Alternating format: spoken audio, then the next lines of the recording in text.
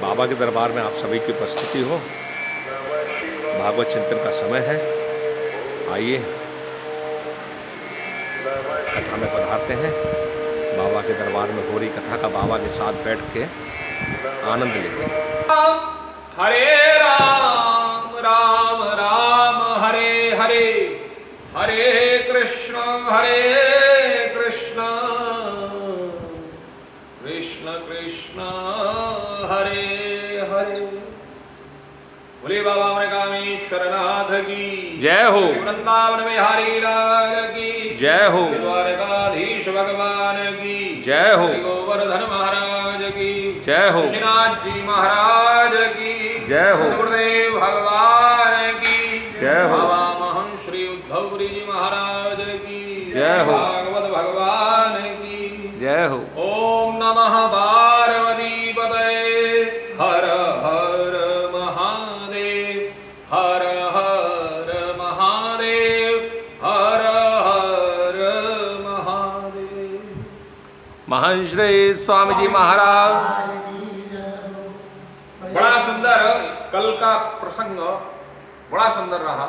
और हम लोग चल रहे हैं कि देखिए कथाएं तो आप लोगों ने बहुत सुनी होंगी, और कथाओं में ये है गौकर्ण और धुंधकारी की कथा।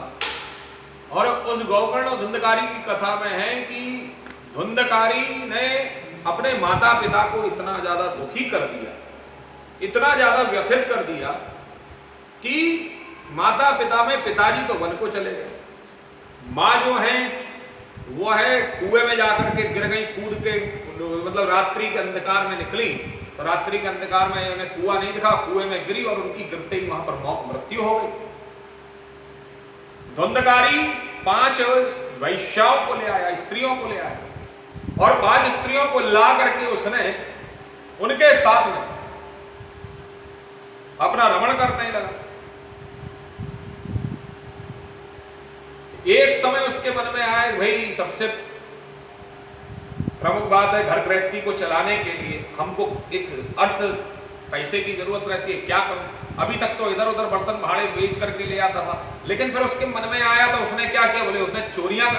एक स्त्री का निर्वाह करने के लिए बहुत पैसे की जरूरत होती, गृहस्थी चलाने के लिए पैसे की आवश्यकता पड़ती।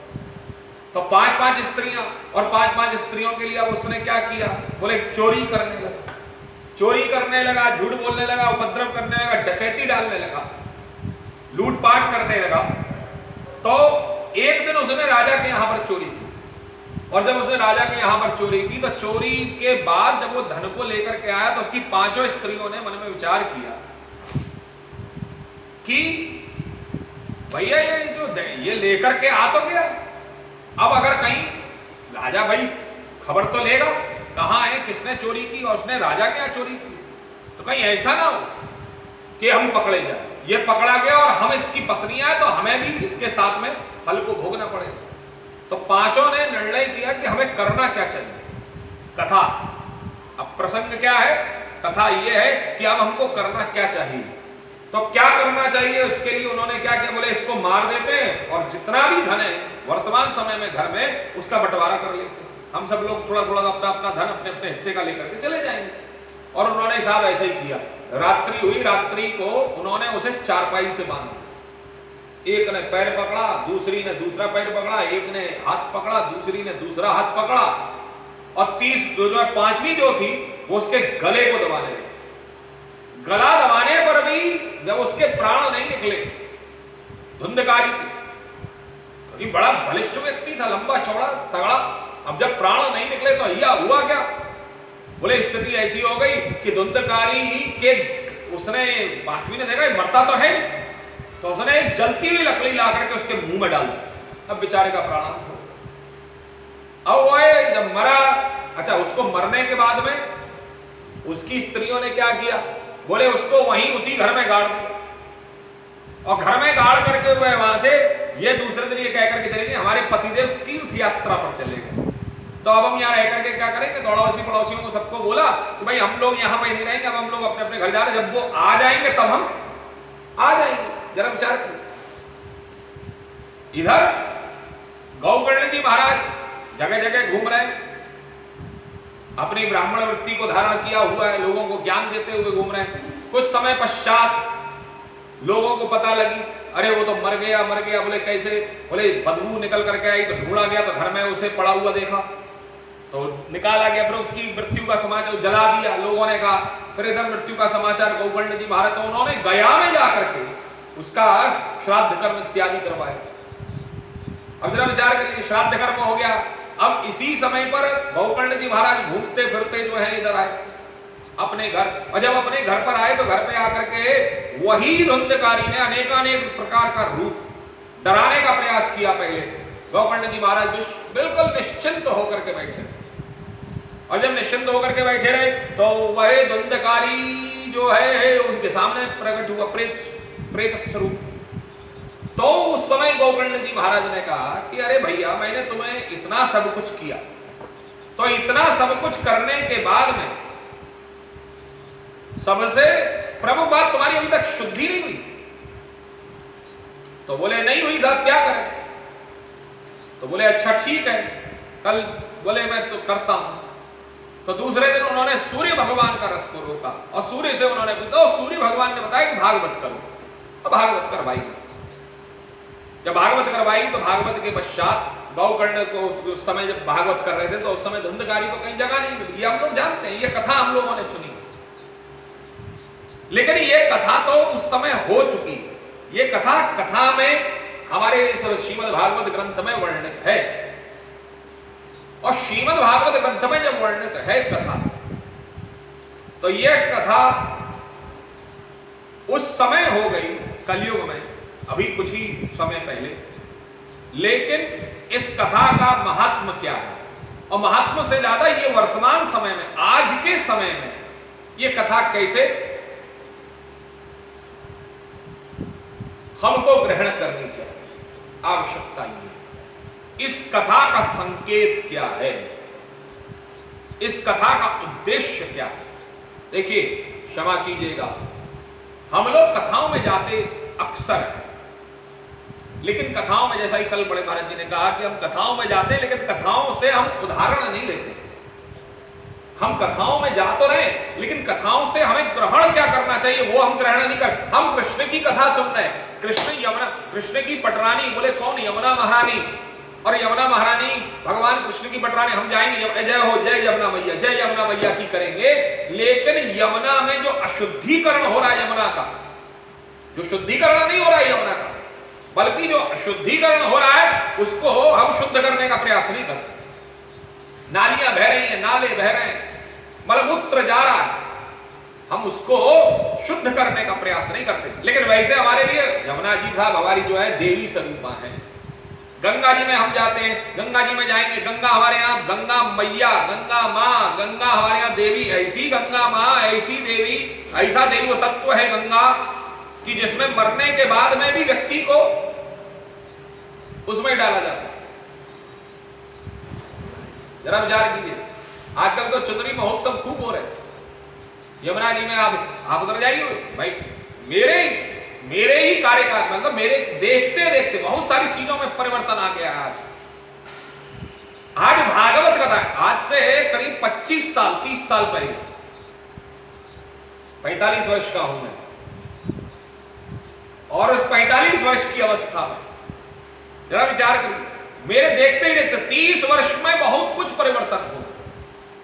और वह परिवर्तन क्या होगा? चिंतन का, हम यहां चिंतन कर रहे हैं, चिंतन का विषय। मेरे देखते ही देखते सबसे पहला परिवर्तन कि भागवत बहुत होने लगे, भागवत बहुत होने लगे, और भागवत इतनी होने लगी है आज वर्तमान समय में भागवत की भीड़ लग। जबकि कोई समय होता था जब भागवत कभी कभी यदा कदा तदा, सबसे जो है भागवत यदा कदा तदा होती थी,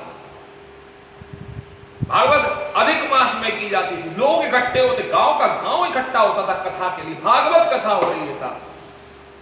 अरे आज के समय में जितनी भीड़ भागवत की कथाओं में हो रही है ना, बड़ी बड़ी कथाओं की बात नहीं कर रहा हूं, जो गली गली मोहल्ले मोहल्ले जो कथा हो रही है, जितनी बड़ी कथा की मैं जो गली गली मोहल्ले मोहल्ले कथाएं हो रही हैं, इन कथाओं में जितनी भीड़ होती है उतनी भीड़ तो पहले के घरों में सत्यनारायण व्रत की कथाओं में होती है। आज से आप लोग अपने अपने घरों में देखिए, जो आज 45 वर्ष के होंगे मेरी उम्र के, वह लोग अगर अपने घरों में देखे जरा झांके, भाई 20 साल पहले सत्यनारायण व्रत की कथा होती थी, और सत्यनारायण व्रत की कथा अक्सर 2 ही तिथियों पर होती थी, और वह तिथियां कौन सी थी? वही तिथियां थी, वे तिथियां थी, एक तो पूर्णिमा और एक थी अमावस्या। अमावस्या पर घर के पितर आदि के लिए होती। अच्छा, कथा का भी प्रावधान था। पहले पूजन होता था, गणेश चौकी पर विराजमान जितने भी हमारे देवता होते थे उनका पूजन होता था, और उनका पूजन हो करके जो है आवाहन इत्यादि करके पूजन करके फिर शालिग्राम जी का पूजन किया जाता था, और शालिग्राम जी का पूजन इत्यादि करके उनको रखा जाता, उनको जो है वहां पर जो है पीठ पर विराजमान किया जाता था, और देव पीठ पर विराजमान करने के पश्चात फिर उसके बाद में उनको सत्यनारायण व्रत की कथा सुनाई जाती थी। और कथा सुनाने के बाद में श्रवण करने और कराने के बाद में फिर हवन होता था घर में। फिर क्या होता था? हवन होता था, और हवन होने के तत्पश्चात ब्राह्मण का भोजन होता था, और ब्राह्मण भोजन के पश्चात आशीर्वाद होता था। अब आज के समय में सत्यनारायण व्रत की कथा कैसी रह गई है? बोले पंडित जी पता नहीं, अब आजकल के तो घरों में सत्यनारायण व्रत की कथा समाप्त हो गई है साहब, सत्यनारायण व्रत की कथा समाप्त हो गई। मेरे देखते देखते सत्यनारायण व्रत की कथाएं समाप्त हो गई। अमावस्या पर पितरों के लिए होता था, और पूर्णिमा पर देव तत्व के लिए होता था ये कथा महोत्सव।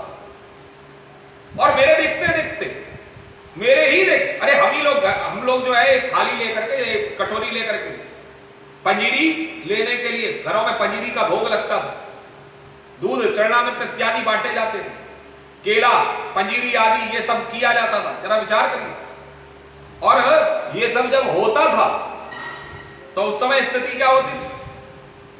उस समय स्थिति ऐसी होती थी कि घरों में बच्चों की भीड़ लग जाती थी, और बच्चे घरों से थालियां और कटोरियां इत्यादि लेकर के घर घर में जाते थे और उनको भोजन कराया जाता। कम से कम हमारे घरों में एक समय, एक महीने में, कम से कम हमारे घरों में एक महीने में कम से कम एक बार यज्ञ अवश्य होता था। और जब यज्ञ होता था तो स्थिति क्या होती थी? जरा विचार करिए कि यज्ञ जब होता था तो यज्ञ से वातावरण, हमारा जो प्रदूषित वातावरण है वह शुद्ध होता था। इट इज कॉल्ड प्रॉपर यज्ञ थेरेपी। वो थेरेपी, वो जो है क्रिया, जिस क्रिया के माध्यम से हम आबो हवा को शुद्ध कर रहे हैं। आज जो कोरोना जो चल रहा है वर्तमान समय में, वो कोरोना की स्थिति जरा विचार कीजिए, वायरस क्या है? अगर इसको आम भाषा में बोला जाए तो एक छुआछूत की बीमारी।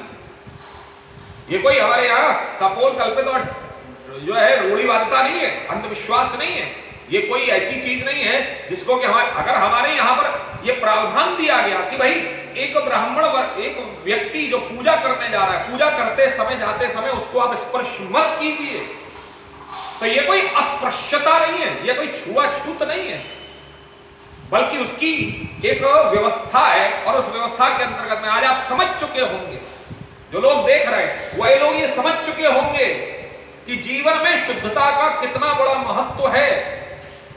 आज आपको ये बार बार समझाई जा रही है, ये बात आपको बार बार कही जा रही है, ये बात आपको बार बार रिपीटेशन में आपके दिमाग में डालिए कि हर 1 घंटे के बाद आप कुछ करें या ना करें, लेकिन हर 1 घंटे बाद, 1.5 घंटे बाद आप अपने हाथों को धोते रहिए। What for? आप क्यों अपने हाथों को धो रहे? आप क्यों अपने हाथों को बार बार अपने जो है रगड़ रहे? जरा विचार करिए। क्यों? क्योंकि शुद्धता चाहिए। क्यों? क्योंकि वातावरण में प्रदूषण है, प्रदूषण में कहीं ना कहीं कोई वायरस कहीं ऐसा ना हो कि जो आपको प्रदूषित कर दे। और वही चीज हमारे यहां पर कही कि जीवन में शुद्धता होनी चाहिए, जीवन में शुद्धता होनी चाहिए। और शुद्धता भी प्योरिटी, प्योर। और उसके अंतर्गत में आज ये जो कथाएं इत्यादि में जो हमको वर्णन किया जाता है, या हम लोग आप लोग देखते हैं कि ये यज्ञ आदि जब किया जाता है, यज्ञ से क्या होता है? वातावरण जो प्रदूषित है वह शुद्ध होता है। अरे साहब, आप माताएं, स्त्रियां, हमारे घरों की स्त्रियां, मातृशक्तियां, माताएं, हमारे घरों की मातृशक्तियां जो है, जब दाल में इत्यादि मिर्च का छौंका लगता है तो जरा विचार करिए क्या होता है? पूरे वातावरण में उसकी महक, उस छौके की महक पूरे वातावरण में घूम जाती है। पूरे घर में पता लग जाता है कि आज माँ ने, या आज जो है पत्नी ने, या आज हमारी बहू ने, आज हमारी जो है भाभी ने, या हमारी आज बहन ने जो है ये आज छौंका लगाया। उस एक छोटे से ज्यादा कितना कितना छौंका होता है साहब, कितना होता है, थोड़ा सा 2 चम्मच घी में राई के दाने और जो है मिर्ची का, जीरे का, और उसको लगा कर मिला करके उसको आप डालिए, खत्म बात। उतने में पता लग जाएगा। जरा विचार करिए, 2 चम्मच घी आपके पूरे घर के वातावरण का यह संकेत दे देता है कि आज आपके घर में छौंका लगा है और इस चीज का छौंका लगा है। तो जरा विचार करिए, जब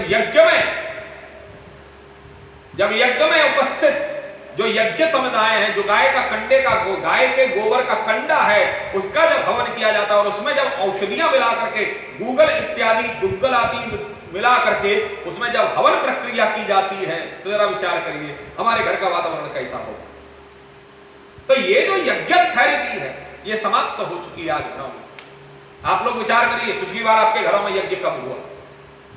और यज्ञ करने वाला जो आया था यज्ञ करता, वह है ब्राह्मण, वह है पुरोहित, वह है आचार्य की श्रेणी का था। यही बहुत जरूरी है। अक्सर करके आज का चिंतन का, आज हमें चिंतन इस बात पर करना है कि जो कथाएं इत्यादि में जो हमको संदेश और संदेश दिए जा रहे हैं, ये गौकर्ण आदि की कथा, धुंधकारी आदि की कथा कहीं और नहीं है। गौकर्ण मैं ही हूं, मैं ही धुंधकारी हूं, मैं ही धुंधकारी की मां धुंधली हूं, मैं ही धुंधकारी का पिता आत्मदेव हूं, मैं ही भक्ति हूं, मैं ही ज्ञान हूं, मैं ही वैराग्य हूं, मैं ही नारद हूं और मैं ही नारायण हूं, मैं ही नारायण। जरा विचार करें, कहीं और कथा नहीं है। ये व्यवस्थाएं सब कुछ इसी शरीर के अंदर है। यही शरीर है, यही शरीर के माध्यम से, इसी शरीर के अंदर में सब कुछ घटित होता है।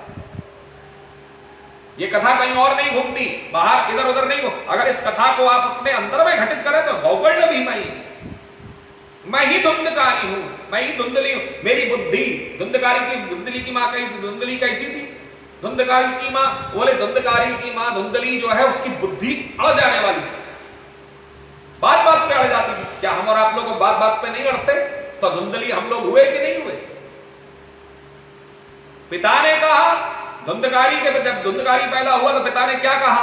पिता ने कहा कि भाई बेटे का नाम मैं केशव रखूंगा। लेकिन धुंधकार वो मां ने क्या कहा? नहीं, मैं रखूंगी। बोले क्या? धुंधली मेरा नाम है तो धुंधकारी इसका नाम होगा, अपनी सुविधा से रखूं। आज वर्तमान समय में आप देखिए, हम और आप लोग, ये आत्मदेव कौन है? आत्म देव, जो आत्मा का देव है, अर्थात मेरा जो आत्म तत्व है वही तो आत्मदेव है, वह कोई और नहीं है। वह जो आत्मदेव है कोई और नहीं है, ये आत्मा ही मेरा देव स्वरूप है। इसमें बड़ा सुंदर ये आत्महत्या, जरा विचार कीजिए, जीवन का अगर सबसे बड़ा कोई महापाप है, जिस पाप से हम छूट नहीं सकते हैं, वह पाप है आत्महत्या। मैंने बड़ा इसके ऊपर खोज किया, आत्महत्या को सबसे बड़ा पाप कहा गया। हालांकि बहुत सारे कर्म ऐसे हैं जिनको और भी कई सारी चीजें की गई हैं, लेकिन आत्महत्या को सबसे बड़ा पाप कहा गया। क्यों? विचार कीजिए, क्योंकि आत्महत्या किसी और की हत्या नहीं है, बल्कि आपके अंदर प्रतिष्ठापित, आपके अंदर विराजमान, आपके अंदर रहने वाले उस आत्मा के अंदर परमात्मा की हत्या है। आत्मा, जब आत्महत्या करने वाला व्यक्ति होता है तो वह व्यक्ति, आत्महत्या करने वाला व्यक्ति जगह जगह जब वो पिशाच योनि में जब जाता है तो स्थिति ऐसी होती है कि पानी की बूंदें पड़ती है तो पानी की बूंद उसे शांति नहीं देती, बल्कि पानी की बूंद उसको एक प्रकार से जलती हुई अंगारों के समान प्रतीत होती है। हवा चलती है ना, हवा, तो हवा उसको चुभती है, जैसे सुई हमें चुभोई जाए, तो जैसे सुई हमको चुभती है ऐसे हवाएं उसे चुभती हैं। पानी की बूंद उसे अंगारे के समान लगती है, बचता है वो इन सब चीजों से, धर्म से भागता है। इसीलिए कहा गया आत्महत्या से बड़ा कोई महापाप इस संसार में दूसरा कोई। जीवन में सब कुछ करिए लेकिन आत्महत्या मत करिए साहब, आत्महत्या मत करिए। क्योंकि आप परमात्मा को समाप्त करने की कोशिश क्योंकि आत्महत्या स्वयं आपके आत्मा के अंदर जो विराजमान जो परमात्मा है उसकी हत्या आप कर रहे हैं। जरा विचार करिए, ये जो धुंधकारी है, ये धुंधकारी कोई और नहीं, ये हम ही तो हैं। धू धू करो दिशा धुंधकारी, जो धू धू कर है तेरी ऐसी तैसी, तेरा ये तेरी वो तेरी, ये गालियां देवे और चोरी चकारी करे, ये हम और आप लोग ही तो हैं। हम लोग नहीं करते क्या? तो हम लोग धुंधकारी हुए या नहीं हुए?